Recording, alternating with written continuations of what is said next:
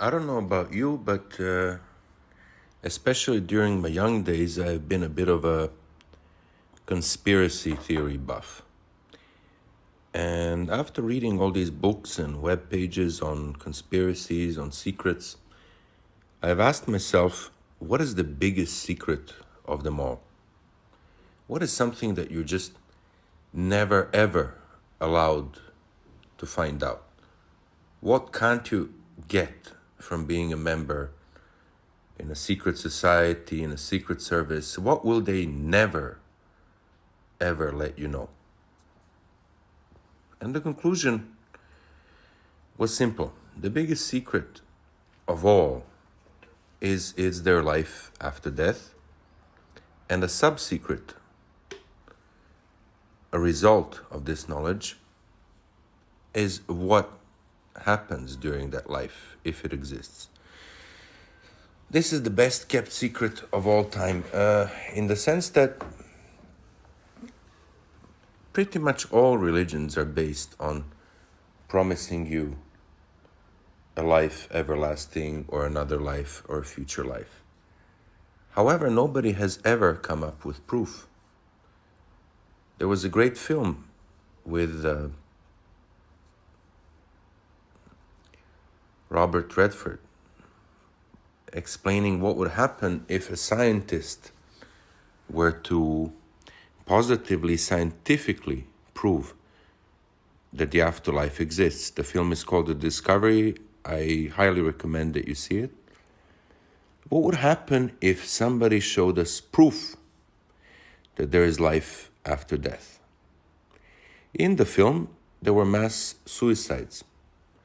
And I get that, because what happens to all of us is that at some point we think that we played the game of life wrong, that we could have scored more points, that we could have achieved more, been more, that we've made mistakes. So why not just kill yourself and reset the game? This is the danger of knowing that there is an afterlife. First of all, if there is an afterlife, this is why people who are in the know wouldn't let you know whether it exists or not, because you need a motivation to keep living. What, on the other hand, happens if there is no afterlife, if it can be demonstrably shown that there is no afterlife, that after death there is simply a void, black, nothing, finito, you're done? What if the rational thinkers, the scientists, were right? What if all the near-death experiences we have read about are just tricks of your brain that continues to function for a few minutes after your clinical death? What if the brain is just imagining this so-called out-of-body experience, and after those few minutes, which nobody lasted much more than that, what if there's nothing? Personally, I have met one visionary, one luminary, let's say, guy who could see the future, who could see people's illnesses and cure them with his touch, who told me there was nothing. Not that you wouldn't feel anything, but that there's a space of darkness. But who knows whether he even knew the truth? Perhaps he didn't stay on the other side long enough. And what of reincarnation? Reincarnation has been advertised, so to speak, by the ancient religions of the Orient. How does it work, though? Do you remember your past life? Obviously not, as we learned here. So is it a type of blackness as well? Once you die, do you realize that you're going to another place, or do you just end up in blackness, get reset, and get reborn into another life in which you don't remember your past karma, as they say, and your past achievements and losses? This is the real secret, the best kept secret, the ultimate secret of humanity. As a thought experiment, we can basically distinguish three basic scenarios. One is, after death, there's nothing. Blackness, void, you become nothing, you go nowhere. And this is all there is. Another scenario is, after death, you go to another life, but that life is good. That life is something rewarding, another chance, a way to live beautifully without pain. A third option is, there is an afterlife, but it's not so great. Either because you reincarnate into a being that is less fortunate than you, or because you live in some kind of hell or some kind of outside world that you wouldn't readily associate with. So hypothetically, what would happen if we scientifically knew that after death there is nothing? Well, what would happen is the extreme result of what is already happening, of so-called scientific thinking, pushing us to live life to the utmost and to be selfish, to be extremely selfish. If there is no afterlife, that means there is no punishment and there is no reward. So all you get is this life. You would get people who are even less moral than they are today.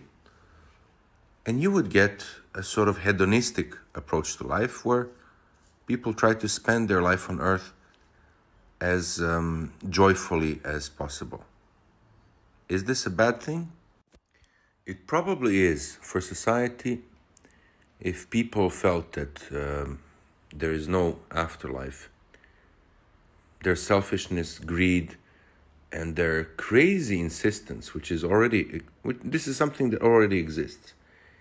Their crazy insistence on prolonging life, clinging on to life at any cost, pushing medical advances to stay alive, even when nature has long ago said that you shouldn't be among the living, this would reach crazy levels.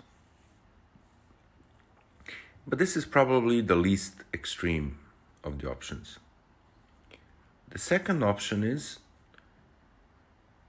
if there's life after death, which is better, we would, like in the movie, be looking at mass suicides, because why not? Why not push the reset button on life? Why not play the game from the beginning? Essentially, all incentives to be good or to achieve in this life would be deleted. We had sort of a similar experience to this in the Middle Ages when people were hard set in their Christian beliefs.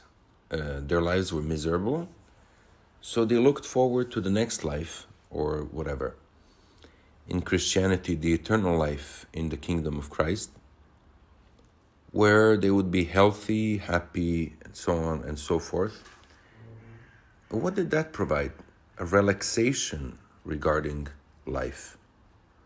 A relaxation in the sense that one should not fear death so much and one should not cling on to life as pathetically and even pathologically as we do today.